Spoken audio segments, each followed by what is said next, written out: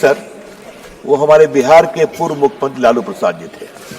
तो मेरे पास उनका कोट है, अगर आप कहेंगे तो निकाल के पढ़ दूंगा। अच्छा, अच्छा, मैं लेकर दूंगा सर। किसने नहीं विरोध किया है?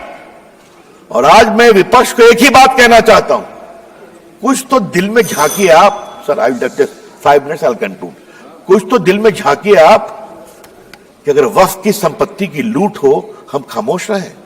इसको सख्त करना बहुत जरूरी है। सर, एक बात उन्होंने बार बार कही कि पहले हाईकोर्ट को भी पावर था। High court did not have any direct power. High court चाहे तो कॉल फॉर कर सकता है या कोई कंप्लेन कर सकता है। लॉ में कोर्ट जाना मना था और ट्राइब्यूनल ने कैसे कैसे काम किया ये भी आप जानते हैं। तो आज यहां पर कोर्ट में भी आप जा सकते हैं। और मैं माननीय मंत्री जी को सलाह दूंगा, मैं 2-3 ट्राइब्यूनल की कहानी जानता हूं। कृपया करके ट्राइब्यूनल ठीक ठाक चले, सिर्फ सेटिंग गेटिंग नहीं हो। यह भी बहुत जरूरी है कि ट्राइब्यूनल में ईमानदारी से फैसला होना चाहिए। सर, मैं आपसे इसलिए कहता हूं कि जो बार बार आज कह रहे हैं, मैं इनसे एक सवाल पूछूंगा। मैं चाहूंगा कांग्रेस के जवाब दे इसको। आज क्रिश्चियन समाज क्यों दुखित है? वो चाहते हैं वक्फ में बदलाव हो। पूरे भारत के क्रिश्चियन समाज, केरला के क्रिश्चियन समाज, the Christian community and the churches are very very. Kerala के चर्च और जो ईसाई समाज है उनको बहुत तकलीफ है कि उनकी संपत्तियों पे भी वक्फ द्वारा कब्जा किया जा रहा है। कभी सोचना ही पड़ेगा, कभी आपको भी सोचना ही पड़ेगा। जिस तरह चल रहा है, उत्तर प्रदेश में भी बहुत से क्रिश्चियंस हैं आपके लखनऊ के आसपास, मालूम है ना आपको? अच्छा, चलिए सर, 2-3 बिंदु बस देके अपनी मैं बात समाप्त करूंगा सर। नंबर 1, आप इस बिल का विरोध करते हैं तो क्यों करते हैं? इसका जवाब नहीं दे रहे। और मैं चाहूंगा सब लोग मेरी बात पर जवाब दें कि आपको इस बिल से क्या परेशानी है।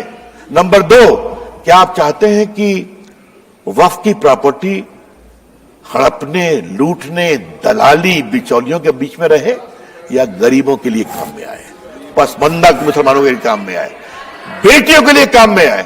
ये उसके लिए रास्ता खोलता है।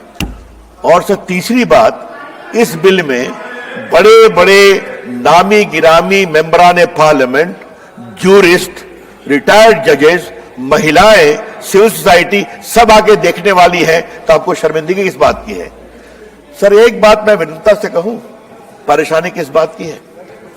मैनेजर साहब के ऊपर कंट्रोल नहीं होना चाहिए, मुतवल्ली के ऊपर कंट्रोल नहीं होना चाहिए। तो ये नरेंद्र मोदी जी की सरकार है। इसी all India personal law board ने क्या कहा अभी, जब आपके इफ्तार में नहीं जाएंगे, मैं नाम नहीं लूंगा, संजय जायसवाल समझ रहे हैं मैं क्या कहना चाह रहा हूं। कहा था इन लोगों ने क्या इफ्तार में नहीं जाएंगे, आपको बुलाएंगे भी नहीं। तो मैं उनसे बड़ी विनम्रता से कहूंगा, आपके वो दिन लट गए जब आप वीटो लगाते थे। ये नरेंद्र मोदी जी की सरकार है, विकास के लिए हर काम करेगी। और बस सर, एक अंतिम बात कह के अपनी बात समाप्त कर रहा हूं। बस एक पॉइंट, हमारे ऊपर इन्होंने बहुत आरोप लगाया, एक लगाते हारते जा रहे हैं, फिर भी भाषा वही है। लेकिन सर, मैं एक बात कहूं, अगर नरेंद्र मोदी की सरकार कहती है सबका साथ, सबका विकास, सबका प्रयास, तो ये बात को हमें गर्व है।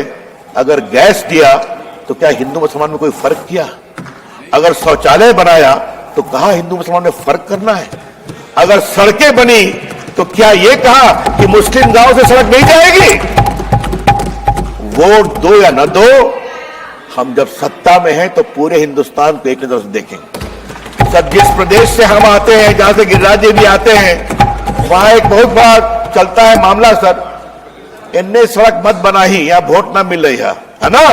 ये हम नहीं करते, हम सबको एक नजर देखते हैं, वोट दो या न दो। इसलिए कभी कभी आप कुछ तो हमसे सीखिए, ये देश के हित में है सर। मैं मोदी जी का अभिनंदन करता हूं, मंत्री जी का अभिनंदन करता हूं, गृह मंत्री जी का अभिनंदन करता हूं। हम ये बदलेंगे देश के लिए, अकलियत के लिए, खवातीनों के लिए।